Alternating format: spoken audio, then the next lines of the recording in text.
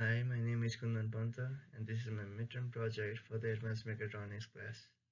My project is a two-wheel drive remote control car, which is controlled by the device on the right. The main motivation behind this project was to create a new device that could be used to set the direction and velocity of the car. So if you would tilt the input device in one way, the car would start heading in that direction, and depending on how much you tilt it, the car would um, speed up accordingly. So in my project, the two DC motors were the actuators. I was using the G521 sensor as both my sensor and the input device. So one of the G521s was on the car, which was used to find the direction of the car, and the other one was used as the input device with the Raspberry Pi.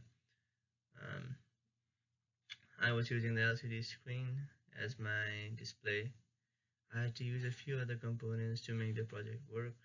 So I was using the Arduino Uno to read in the GY521 on the car, as well as to send control signals to the DC motors. I was using HC05 Bluetooth module to communicate for communication between the Arduino Uno and the Raspberry Pi. My project was plugged into a wall outlet for power, so I was using a 5-volt DC regulator. And to make sure the Arduino doesn't have too much current passing through it, I was using a motor driver to power the two DC motors. The main problem with the project was to use the gyroscope and accelerometer sensors to find the orientation of the sensor. So I used these two state equations along with the extended Kalman filter to get the roll and pitch angles of the input device.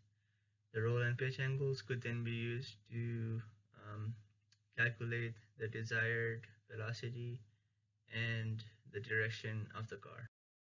The Raspberry Pi calculates the input and sends it over Bluetooth to the Arduino. The Arduino also tries to estimate the direction of the car through the sensor, and depending on the difference between the two, it generates an input for each motor independently, and controls the two motors to head in the right direction at the right velocity. This is the input device that I'm going to be using to control the car. If I tilt it in this direction, you can see the velocity change and the yaw angle of the car change to 90 degrees.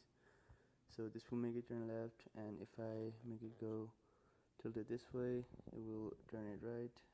So you can see the yaw angle is about 270 degrees right now.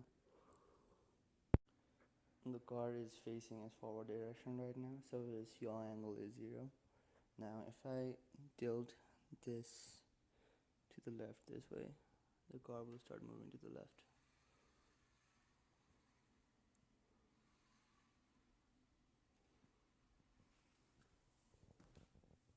Okay. Now if I do the same thing in the other direction, so if I tilt it the other way, the car will start moving right.